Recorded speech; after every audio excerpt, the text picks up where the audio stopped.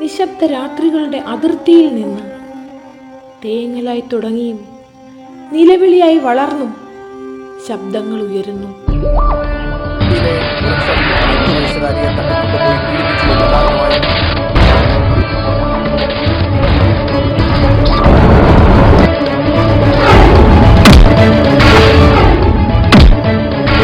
ഇവിടെ ഞങ്ങൾ കഥ പറയുന്നില്ല.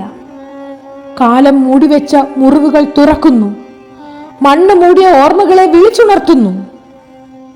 ഈ വേദിയിൽ ഞങ്ങൾ അവതരിപ്പിക്കുന്നത് സ്ത്രീയുടെ സമരമല്ല, മറിച്ച് പുനർജനനമാണ്.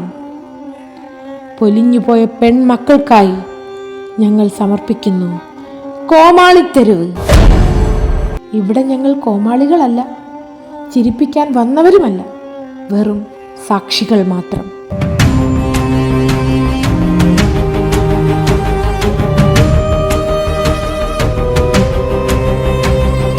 വിൽക്കുവാൻ നിരത്തി വച്ച പൈങ്കിളിയെപ്പോലെ ചിലർ വിറ്റുപോകുവാൻ വളർത്തി വച്ചു പെൺകുരുന്നിനെ.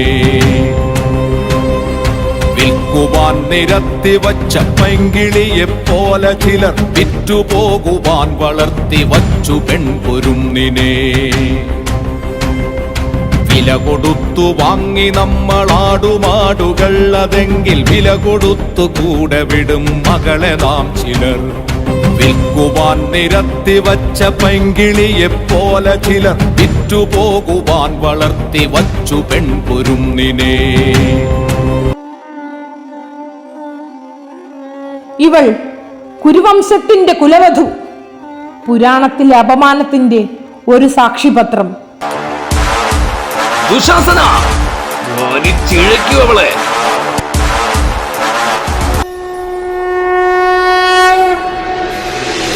कथा संग्राम की, विश्व के कल्याण की, धर्म अधर्म आदि अनंत, सत्य असत्य कलेश कलंक, स्वार्थ की कथा परमार्थ की. അന്ന് കുരുക്ഷേത്രത്തിന്റെ മന്ദിരങ്ങളിൽ ദുര്യോധനന്റെ അഹങ്കാരം അനീതിയുടെ പടവാളായി ആഞ്ഞു വീശിയപ്പോൾ അവളുടെ ചിരി, അഭിമാനം, രാജമുദ്ര എല്ലാം തകർത്തെറിയപ്പെട്ടു.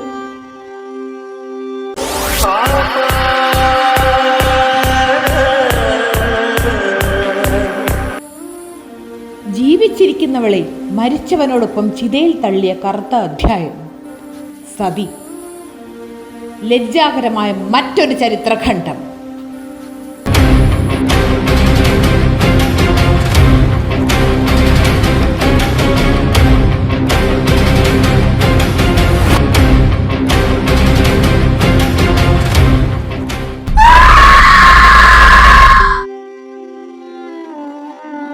എത്ര സ്വപ്നങ്ങൾ, എത്ര പ്രാർത്ഥനകൾ, എത്ര ചിരികൾ ഈ അഗ്നിയിൽ പൊലിഞ്ഞു. കാലത്തിന്റെ ഗ്രന്ഥങ്ങളിൽ അവൾ ദ്രൗപദിയായി വലിച്ചിഴക്കപ്പെട്ടു, സതിയായി തീയിൽ തള്ളപ്പെട്ടു. ഇതിഹാസങ്ങളിൽ ഇനിയും എത്രയോ അധർമ്മത്തിന്റെ കഥകൾ. ഒരു യുദ്ധം കൊണ്ട് നേടിയവളെ ഒരു മൗനം കൊണ്ട് ത്യജിച്ചു കളഞ്ഞില്ലേ ശ്രീരാമൻ? അന്നും ഇന്നും ലോകം ചോദിച്ചത് അവൾ ചെയ്ത തെറ്റെന്താണ്? അവളുടെ വേഷം, അവളുടെ വാക്ക്, അവൾ സഞ്ചരിച്ച നേരം അല്ല, അവളുടെ തെറ്റ് അവൾ സ്ത്രീ ആയിരുന്നു എന്നതാണ്. ശതാബ്ദങ്ങൾ നീങ്ങി, സാമ്രാജ്യങ്ങൾ വീണു, എന്നാൽ ഒരൊറ്റ ശബ്ദം ഇന്നും കരയുന്നു. അധർമ്മത്തിന്റെ ചക്രം പുതിയ രൂപത്തിൽ തിരിച്ചു വരുന്നു.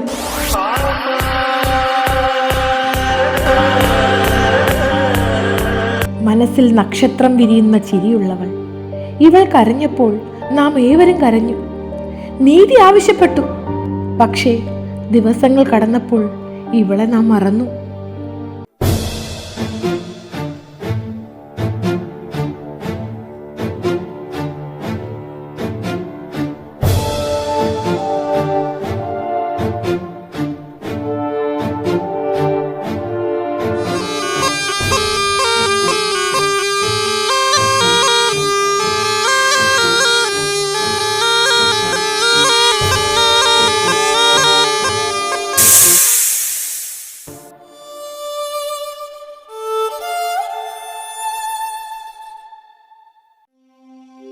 ഇവിടെ പാമ്പിന്റെ വിഷം അവളുടെ ശരീരത്തിൽ കയറിയപ്പോൾ മനുഷ്യന്റെ വിഷം അവളുടെ ആത്മാവിലാണ് കയറിയത്. ആദ്യവാദമെന്ന വേദം ചേർത്തു വച്ച അനീതികൾക്കു കൂട്ടുപോകുവാൻ കൊളുത്തി വച്ചു നാം ഇരുട്ടിനെ. പേരുപോലെ തന്നെ സ്വപ്നങ്ങൾ, പഠനം, ജീവിതത്തിന്റെ നിറങ്ങൾ എല്ലാം വിസ്മയമായിരുന്നു ഇവൾക്ക്. ഇവളുടെ ശബ്ദവും ചുവരുകൾക്കപ്പുറം കടന്നില്ല.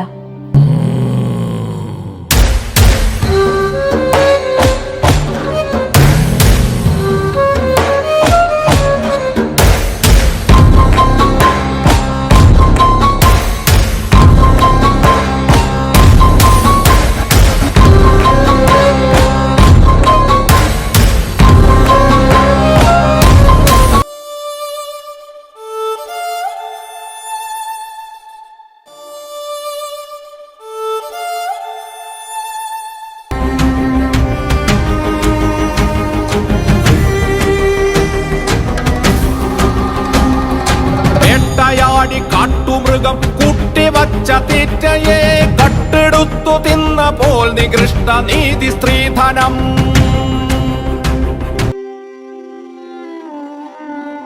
പുസ്തകങ്ങൾ പുരോഗതി എഴുതുമ്പോഴും വാർത്തകളിൽ പുതിയ പേര്, പുതിയ കണ്ണീർ, പുതിയ മുറിവ്. സംരക്ഷണത്തിനായി ഇര, നിർഭയ, അതിജീവിത എന്നീ പേരുകളിലായി അവൾ ചുരുക്കപ്പെട്ടു. അവൾ അനുഭവിച്ച വേദനകൾ മറക്കാൻ ഈ പേരുകൾ മതിയാകുമോ? ഇവിടെ എത്ര അതിജീവിതമാർക്ക് നീതി ലഭിച്ചു? കണ്ണു മൂടിക്കെട്ടിയ നീതിപീഠം പലപ്പോഴും വേട്ടക്കാരനോടൊപ്പം ചേർന്നു.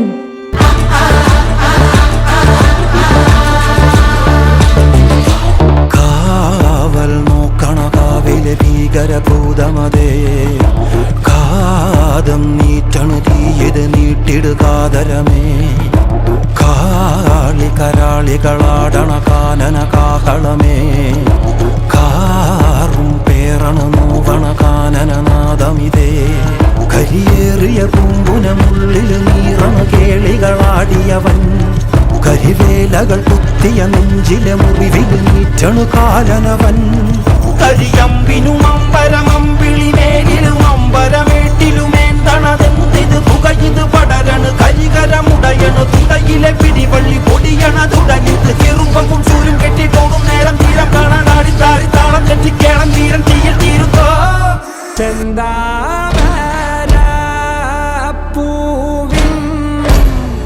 ചന്തം കാണക്കുള്ള ചെന്താളീർ പൂമേനി വിനീതയോ.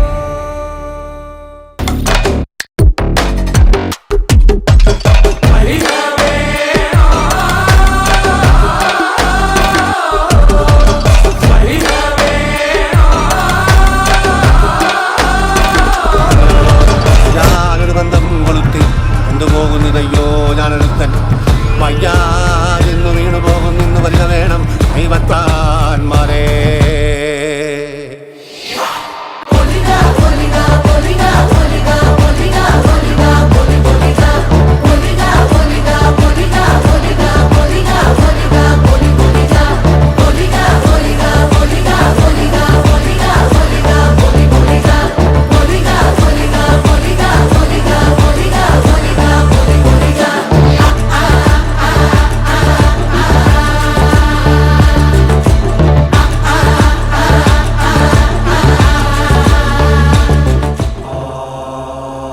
പെണ്ണിനെ മൗനമാക്കുന്ന ചരിത്രം ഇവിടെ അവസാനിക്കുന്നു.